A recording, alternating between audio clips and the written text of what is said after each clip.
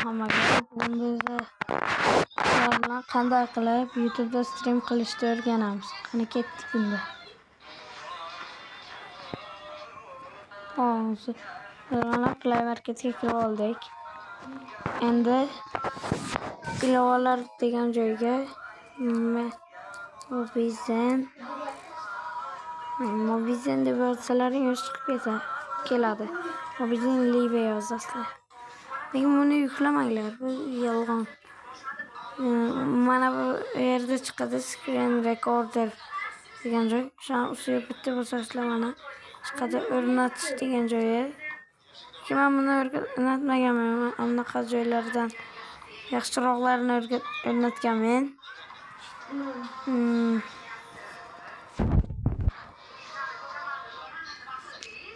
Men aynan mana bunaqasini yuklaganman. X recorder. O'shan yuklab olasizlar yozib.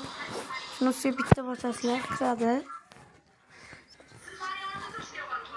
Sizlar ham xuddi shunday chiqadi. Nasrakon ustiga bosasizlar. Mikrofon ustiga bosasizlar. Use yoki ovozlaring baland qilsalaring bo'ladi. Video settings.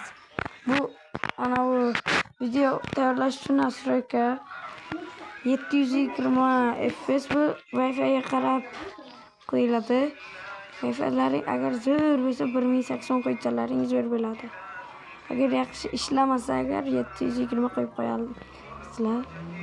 Agar MBS degan joyga men tushmadim. Eng balandini qo'ydim.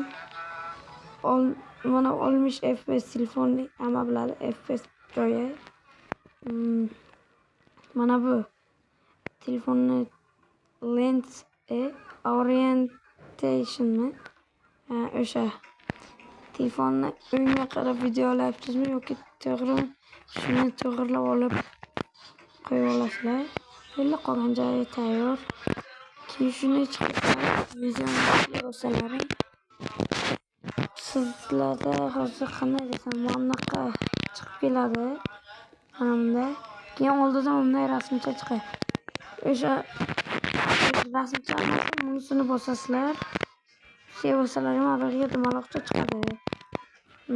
O'shani bitta bosalaring video boshlanadi va video olasizlar. Video foydali bo'lgan bo'lsa